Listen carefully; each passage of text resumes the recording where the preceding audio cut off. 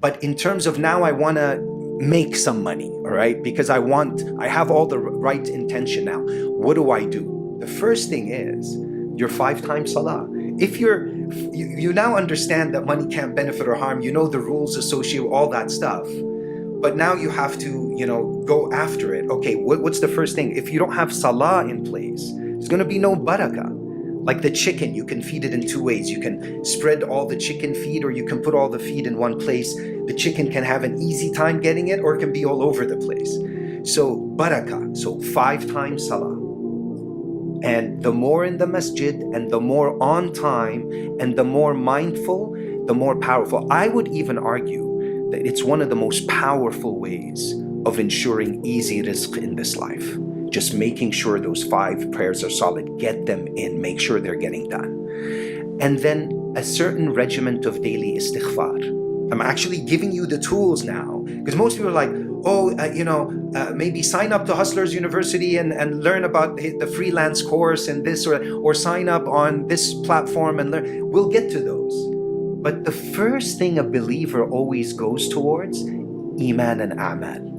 So the real means, salah, istighfar, these are all a'mal. Dua, tahajjud.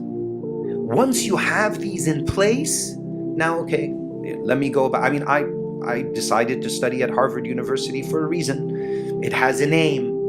Can it really benefit or harm me? No, but it's a means that I take. It opens up, God willing, certain doors. And it's the path Allah put me towards or on. And alhamdulillah, but you don't find me on every, like going around people, I've got a Harvard degree, I've got a Harvard degree. There are many people that are simpletons with Harvard degrees and vice versa.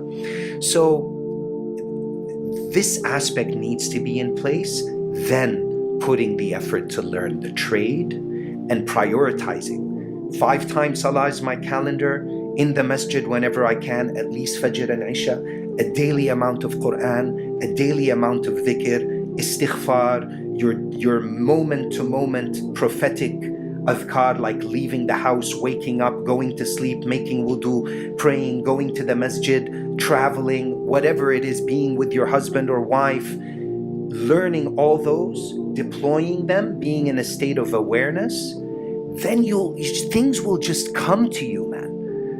They will. It's like, because it's God's matrix. Saying, okay, you fulfilled all the real needs. Then Allah was like, it's easy, man. It's like, everything just falls into place. It's not magically or randomly. It's because you got God on your side.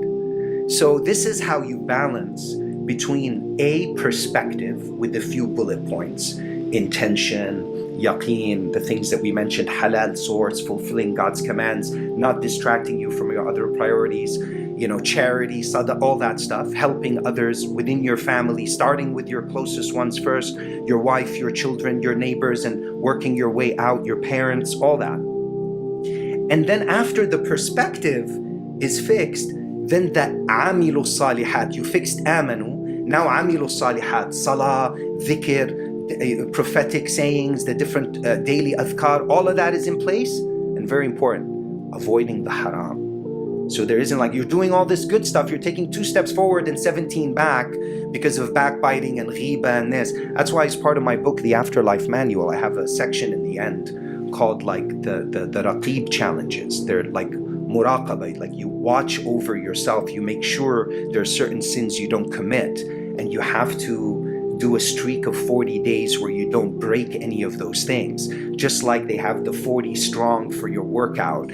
For 40 days you won't eat junk, you'll do this, you'll work out for this many hours. The same, but spiritually, you take care of the soul aspect of you. Why the soul? Because it's God's command. What strengthens the soul? God's commands. Why? Because the soul is made from God's command. What strengthens the body? Water and food. Where does the body come from? Earth. Where does water and food come from? Earth. So you strengthen the ruh through God's commands to keep you focused and prioritizing God's command over everything else.